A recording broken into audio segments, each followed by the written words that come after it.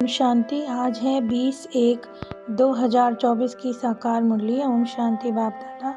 मीठे बच्चे, तुम कल्याणकारी बाप के बच्चों का कर्तव्य है सर्व का कल्याण करना, सबको बाप की याद दिलाना और ज्ञान देना। प्रश्न है, बाबा महारथी किन बच्चों को कहते हैं?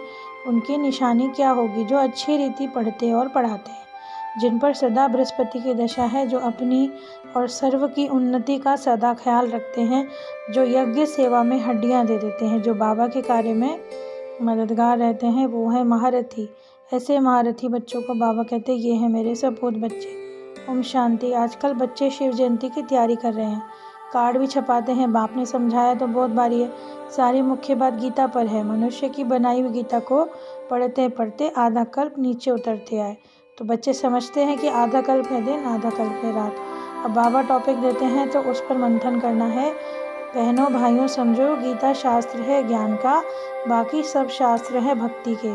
तो पुरुषोत्तम संगम युग पर बेहद का बाप परमपिता परमात्मा त्रिमूर्ति शिव सुनाते हैं, तो लिखना है ब्रह्मा द्वारा सुना रहे हैं, जिससे 21 जन्मों का वर्षा मिलता है। फिर 63 जन्म भक्ति की गीता चलती है, तो मनुष्य की बनाई हुई है। बाप तो राजयोग सिखलाकर सदगति देते हैं, फिर सुनने की दरकार ही नहीं रहती। इस ज्ञान की गीता से तो दिन हो जाता है।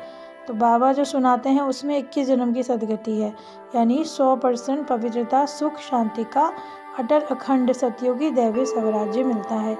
21 जन्मों के लिए चढ़ती कला होती है, परंतु मनुष्य अच्छी रीति ज्ञान की गीता को नहीं जानते। अब तुम लिख सकते हो त्रिमूर्ति शिव जयंती, सो श्रीमद् भगवद गीता जयंती, तो सर्व की सदगति भवंती।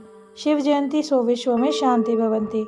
मुख्य अक्षर है जिस पर सारा मदार है कि मनुष्य तो मनुष्य की सदगति कर नहीं सकते, भगवान सदगति करने आते हैं पुरुषोत्तम संगम युग पर, तो अब हो रही है। ये 2-3 पॉइंट्स मुख्य हैं जिसमें श्री कृष्ण की गीता का कॉन्ट्रास्ट तो है ही। तो ऐसी पॉइंट सुनाने पर सदगति होती है, और यदि कोई विचार सागर मंथन करे तब औरों पर असर पड़े। जबकि परमपिता परमात्मा शिव जो टीचर है, सदगुरु है, सबसे ऊपर में लिख देना चाहिए कि कलयुग की कौड़ी पतित मनुष्य से सतयुगी हीरा देवी देवता बनाने का ईश्वरीय निमंत्रण। ऐसे लिखने से मनुष्य खुशी से आते हैं। तो शिव जयंती मनाई जाती है जिसमें एकदम अक्षर क्लियर हो। मनुष्य तो भक्ति मार्ग में कितने ढेर शास्त्र पढ़ते हैं, माथा मारते हैं। अब बाप का बनकर हम उनसे नॉलेज ले रहे हैं, तो जैसा पुरुषार्थ किया होगा तो ऐसा ही हमें पद मिलता है, जीवन मुक्ति मिलती ज़रूर है, चाहे कोई शुरू में आए चाहे पिछाड़ी में। तो ऐसी मुख्य पॉइंट्स अगर धारण करें तो बहुत सर्विस कर सकते हैं। बाप जानते हैं कि बच्चे दूसरों को भी परिचय दे सकते हैं, किसी को परिचय नहीं देते तो ज्ञान ही नहीं है। तो कल्याणकारी बाप के बच्चों का तो यही रहना चाहिए कि उन्हें औरों का भी कल्याण करना है। नहीं तो बाप समझेंगे ये सिर्फ कहने मात्र कहते हैं कि हम तो शिव बाबा के बच्चे हैं। बाबा ने कहा पहले जो है गरीब उठाएंगे, क्योंकि उनको फुर्सत है। ड्रामा में भी नूंद ऐसी है, अगर साहूकार कभी आ भी जाए तो उनके पिछाड़ी ढेर आ जाए, महिमा निकले तो कितने ढेर के ढेर आ जाएं। तुम्हारा है ईश्वरीय मर्तबा, तुम अपना भी और औरों का भी कल्याण करते हो, क्योंकि बाप भी कल्याणकारी, तुम भी मददगार। तुम जानते हो कि भक्ति मार्ग की दशा, सदगति मार्ग की दशा अच्छी रीति पढ़ते हैं और पढ़ाते हैं, तो उस पर होती है बृहस्पति दशा। अपने दिल से पूछना चाहिए हम कितने महारथी हैं। अगर किसी का कल्याण नहीं करते तो अपने आप को कल्याणकारी बाप का बच्चा क्यों कहलाना? बाप तो पुरुषार्थ कराएगा ना, बाकी सिर्फ खाना पीना सोना तो सर्विस थोड़ी हुई। बाबा कहते हैं जाकर देखो, पुरुषार्थ करके नर से नारायण बनो। सपूत बच्चों को देखकर तो बाप भी खुश होंगे। लौकिक बाप भी देखते हैं कि ये तो बहुत अच्छा मर्तबा पाने वाला है। पारलौकिक बाप भी ऐसे कहते हैं, भेद का बाप भी, कि हम तुमको विश्व का मालिक बनाने आए हैं, तो खाली पेट की पूजा करने से क्या फ़ायदा होगा। सबको बताओ कि शिव बाबा को याद करो, भोजन पर भी 1-2 को बाप की याद दिलाओ, तो कहेंगे इसकी शिव बाबा से तो बहुत प्रीत है। ये तो सहज है ना, फिर आदत पड़ती जाएगी, खाते रहेंगे, बाबा को याद भी करते रहेंगे। अभी तो सब पुकारते हैं हे पतित पावन आओ, शंकराचार्य भी शिव को याद करते हैं। आधा कल भक्ति है, फिर बाबा आते हैं, कहते हैं हिसाब थोड़ी पता है। बाबा समझाते हैं मैं योग्य तप ज्ञान से नहीं मिलता। बाप तो बच्चों को सहज राजयोग सिखलाते हैं, इसमें पुस्तक आदि की बात नहीं। सबको बोलो शिव बाबा को याद करो, जो कि हम सब आत्माओं का बाप है, और उनसे ही हमारा कल्याण होगा, और याद की यात्रा से विश्व को पवित्र बनाएंगे। तो देखो भोजन बनाते हुए कितनी ताकत आ जाएगी। इसलिए तुम्हें ब्रह्मा भोजन की तुम्हारे में बहुत महिमा है। वो भक्त भगवान को भोग लगाते हैं तो भी राम राम कहते हैं, राम का दाम देते हैं। तुमको तो बुद्धि में घड़ी घड़ी बाप की याद रहनी चाहिए। तो ऊंचे से ऊंचा भगवान है, तुम उनको याद करोगे तो ऊंचा पद ही प्राप्त करोगे। इसलिए बाबा ने क्या कहा है, सिर्फ मुझे याद करो। ये है अव्यभिचारी याद। अगर याद नहीं पड़ती तो गांठ बांध लो।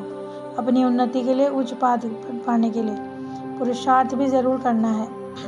तुम सब हो पंडित, तुम्हारा काम ही है रास्ता बतलाना। फिर कल्प बाद भी ऐसे ही होता रहेगा। तुमको साक्षात्कार होने में देरी भी नहीं लगेगी। बाबा को भी जल्दी जल्दी साक्षात्कार होते हुए फलाना राजा बनेंगे। अच्छा, फिर अंत में बहुत होंगे जो याद करेंगे। फिर बाबा ने याद प्यार दिया। मीठे मीठे सीखे लद्दे बच्चों प्रति माता पिता बाप दादा का याद प्यार और गुड मॉर्निंग। रूहानी बाप की रूहानी बच्चों को नमस्ते। हम रूहानी बच्चों की रूहानी माता पिता बाप दादा को याद प्यार और नमस्ते। शुक्रिया बाबा, शुक्रिया। धारणा के लिए मुख्य सार है, भोजन पर एक दो की बाप को याद दिलाओ। एक दो को बाप की याद दिलाओ, याद में भोजन खाओ। एक शिव बाबा से ही सच्ची प्रीत रखो।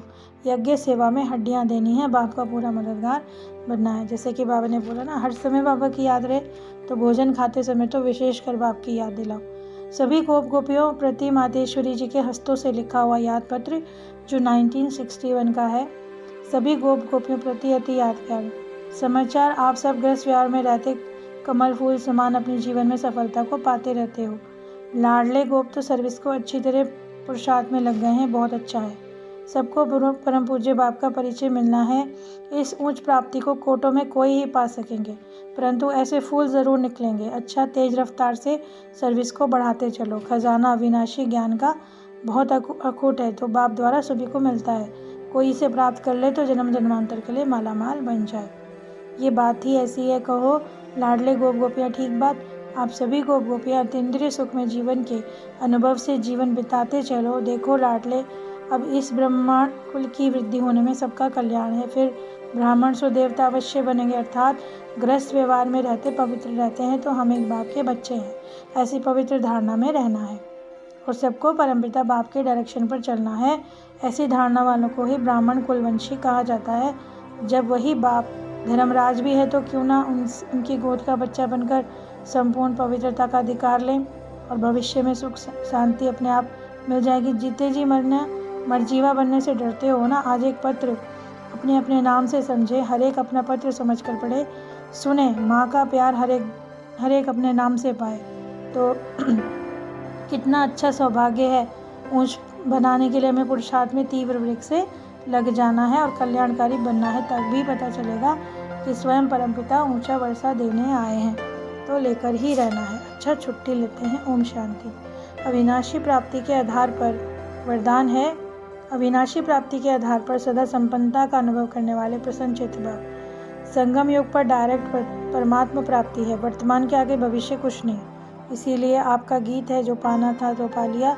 इस समय का गायन है, अप्राप्त कोई वस्तु ब्राह्मणों के खजाने में, यानी कुछ भी ऐसा नहीं है जो प्राप्त नहीं है। ये अविनाशी प्राप्तियां हैं। इन प्राप्तियों से संपन्न रहो तो चलन और चेहरे से सदा प्रसन्नता की विशेषता दिखाई देगी। कुछ भी हो जाए, सर्व प्राप्तिवान अपनी प्रसन्नता नहीं छोड़ सकते। स्लोगन है, परमात्मा प्यार के अनुभवी बनो तो कोई भी रुकावट रोक नहीं सकती। अब है अव्यक्ति साइलेंस द्वारा डबल लाइट फरिश्ता स्थिति का अनुभव। कोई भी आपके समीप संपर्क में आए तो महसूस करे कि ये रूहानी हैं, अलौकिक हैं। अपने पूर्वजपन की स्मृति से सभी आत्माओं की पालना शांति की शक्ति से करो। आपका फर्ज है अशांति के वायुमंडल में आत्माओं को शांति का दान देकर उनमें शांति और सहन शक्ति की हिम्मत भरना। इसके लिए अपनी वृत्ति मनसा शक्ति द्वारा विशेष सेवा करो। लाइट हाउस बनकर सर्व को शांति खिलाई दो। आज की इतनी सुंदर मूल्य के लिए बाबा का पद्मापदम शुक्रिया। ओम शांति।